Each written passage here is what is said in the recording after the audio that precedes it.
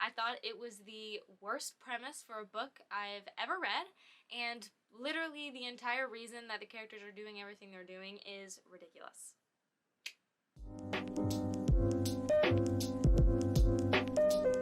Hey, what's up you guys? It's Avery. Welcome back to the channel. Today's video is going to be my last video about my 2022 reading. So far, I've released a video about my favorite books of 2022 as well as my reading wrap-ups from Goodreads and Storygraph from 2022. And today's video is going to be all of the books that I read in 2022. I'm going to be quickly going through each book and giving a maybe 2 or 3 sentence little blurb about what I thought about the book, and I'm just gonna try and get through them quickly, and you can just kind of get an overall feel for what I read and what the vibes were. I read 66 books this year, and I read a lot of really great ones, so you can watch my video about my favorite books of the year if you want to see the specifics of each of the books that I really loved this past year. I'm also going to be talking about some books that I didn't love and just kind of felt average feelings towards. That's kind of the plan. Without further ado, let's just jump into it. The first book I read this year was The Invisible Life of Addie LaRue by V.E. Schwab. I really enjoyed this book. Really liked the relationship between the main character and the antagonist of the book. It was a little too long for my liking, but overall I thought it was a good story. Next up we have The Wicked King by Holly Black, which is book number 2 in the Folk of the Air trilogy. I really loved this series. It's a YA fantasy series and it has a really strong female protagonist, and really loved it. Thought it was awesome. Next up we have November 9 by Colleen Hoover, which I absolutely hated. I thought it was the worst premise for a book I've ever read, and literally the entire reason that the characters are doing everything they're doing is ridiculous.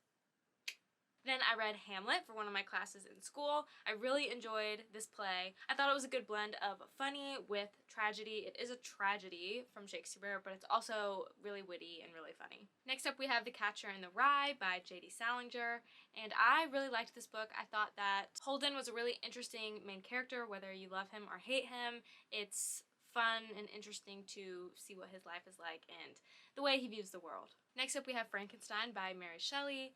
It's a great classic. It's a classic that I think everybody can read and enjoy, and it's a good commentary on humanity and the greed that we have and what it means to be human.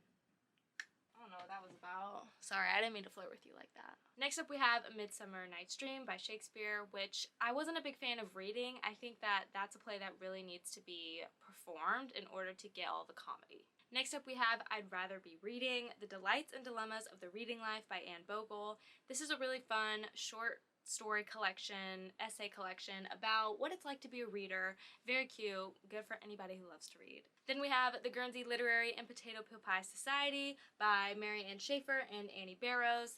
This is my favorite book of the year. I love this book. I think it's perfection, and I made a whole video about it, so if you want to know more about that, go watch that video, because I love this book. Then we have Ubik by Philip K. Dick, which I thought was an interesting science fiction book, but it wasn't really my favorite thing that I've ever read. I'm not sure that I would recommend it to somebody. I don't think that it's my type of science fiction. Beach Read by Emily Henry. I really love this book. I thought it was a super fun romance, and wait, no. I didn't like this book. Okay, I just lied. I lied. This was not my favorite romance of the year. I just didn't connect with characters, and I don't know. Something about it, I did not like it. Sorry. The Taming of the Shrew by William Shakespeare I thought was pretty good. I think there's a lot that you can take away from it and talk about in today's society, the way women are treated.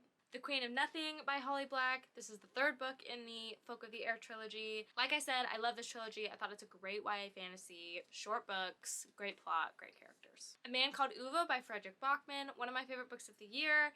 A great story about found family and learning to love people who you might not expect that you'll love. Next up we have The Personal Librarian by Marie Benedict. Unfortunately, I did not like this book. I think that the content is interesting on its own because it's based off of a real woman, and I think she's cool, but the way that it was written was not really amazing to me. So I think the story could have been done better. Macbeth by Shakespeare.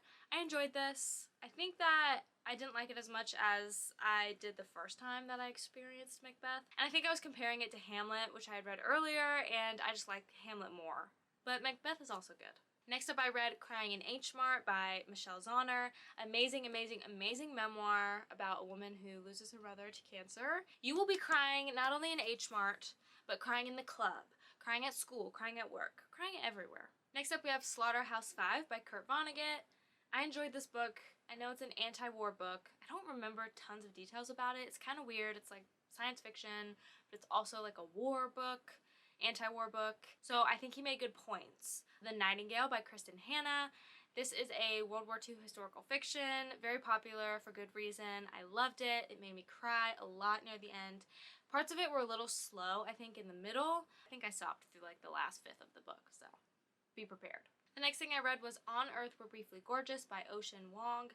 I was not a fan of this book. I know it's super, super popular, and I just couldn't get into it. I think that it's because I'm not a huge poetry fan, and he is a poet. It's hard for me to like understand what's going on and to really feel like I can relate to what he's saying, because it was just a little abstract. Last Shakespeare play I've got for you is Othello. I don't think that I hated it, but I also don't think it left a big impression on me, and it might just be because I read it at the end of the semester, so I was very mentally checked out, probably from reading Shakespeare for months and months. It didn't really get me. Next up, I read Where'd You Go, Bernadette by Maria Semple. I love this book. This was one of my favorites of the year. I thought it was hilarious, and I thought Bernadette was a great main character. The next book I read was The Bridges in Madison County by Robert James Waller. I really enjoyed this. It's a short read, and you're very invested in these two characters' relationship. It's kind of heartbreaking, but I enjoyed this one. Next up, I read Beautiful Ruins by Jess Walter. If you asked me about the plot of this book, I probably could not tell you what happened in it, but I do remember enjoying it. The setting is a big draw for this one because parts of it are set in Italy, which is, it feels like you're there. The House on Mango Street by Sandra Cisneros. But I think I enjoyed this. I don't think that it was amazing, but I enjoyed it when I was reading it. Then I read The Tattooist of Auschwitz by Heather Morris. I loved this book. This was a 5-star read for me. This is about a man based on a true story of a man who was a tattooist in Auschwitz. He was a prisoner where he meets and falls in love with this woman in the camp, and it's so good and so insane to read. All the Light We Cannot See by Anthony Doerr was a little disappointing to me because it was so hyped up for the longest time, and I really wanted to read it. It won the Pulitzer, and it still was really good, but it just, something about it just did not hit the spot like I thought it was going to be, because I love World War II historical fiction. It didn't quite do it for me, but I still enjoyed it, but it just wasn't what I expected.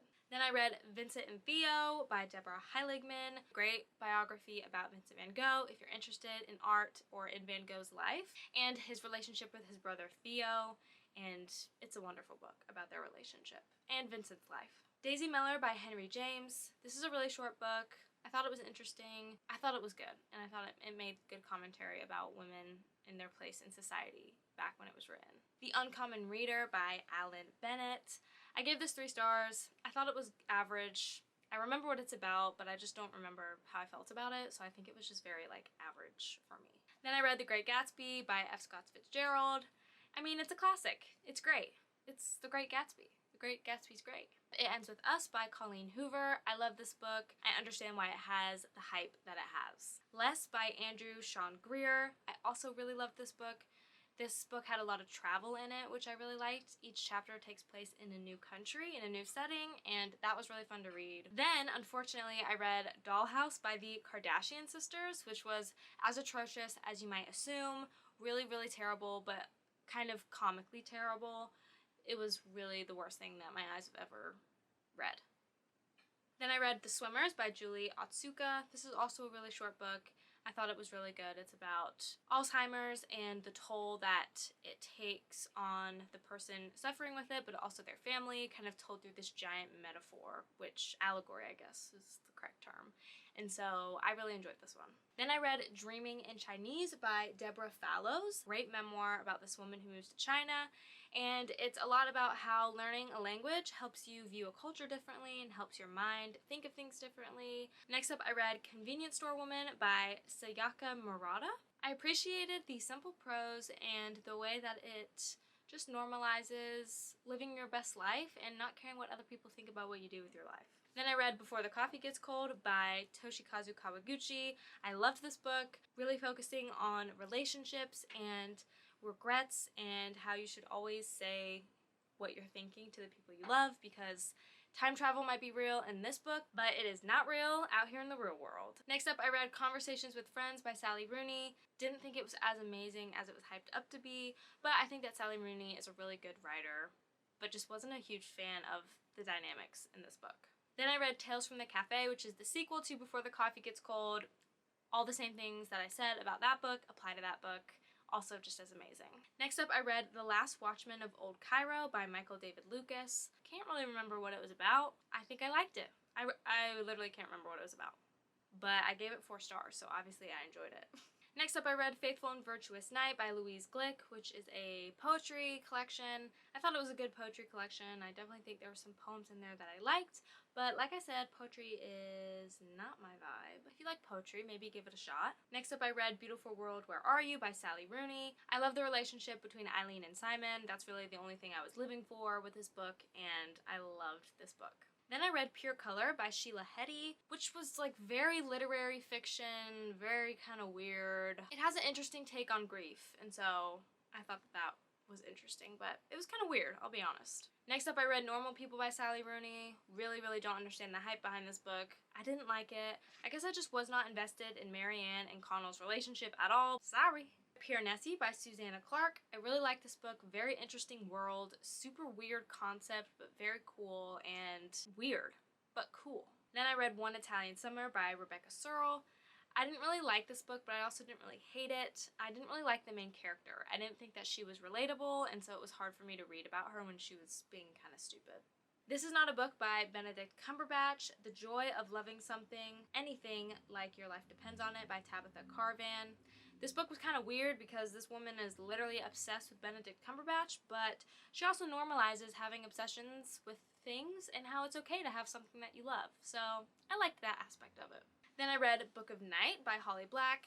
This was a little disappointing for me because I really like Holly Black's writing, but to me, Book of Night was just not it. Did not have the plot to like grab your attention at all, even though stuff was happening. Then I read The Little Prince by Antoine de Saint-Exupéry. That was my French accent. I enjoyed this. I thought it was cute. I never read this as a kid, so it was kind of a new read for me as an adult, but I thought it was cute. Also made some cute little points about life. Then I read Kim Ji-young, Born 1982 by Cho Nam-joo. Love this book. Great commentary on what it's like to be a woman and misogyny and all the things that come with being a woman in today's society.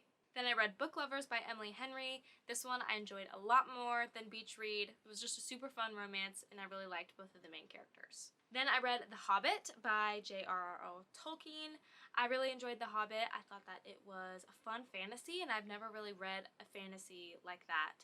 So it really felt like I was just in a very magical, fantastical world. Then I read Almond by Son Won-pyung. I thought it was really cool reading about a kid who is unable to feel emotions the way that normal people do, because that's just something that, you know, I've never read about, is not common, and I thought it was really good. Next up, I read Verity by Colleen Hoover. Didn't love it. Didn't hate it. I know the ending was supposed to be ambiguous, but I just kind of wanted to know what actually was the truth and what actually was happening.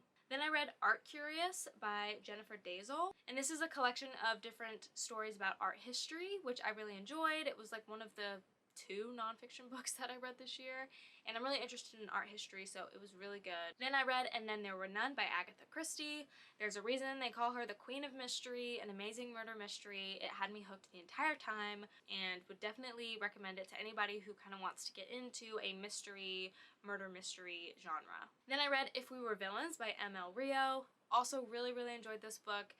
It is very dark academia vibes and very relationship driven. You're very drawn in the whole time and you just want to know what happened. Then I read Midnight Sun by Stephenie Meyer. I love Twilight, so I was always going to love this, but it was way too long.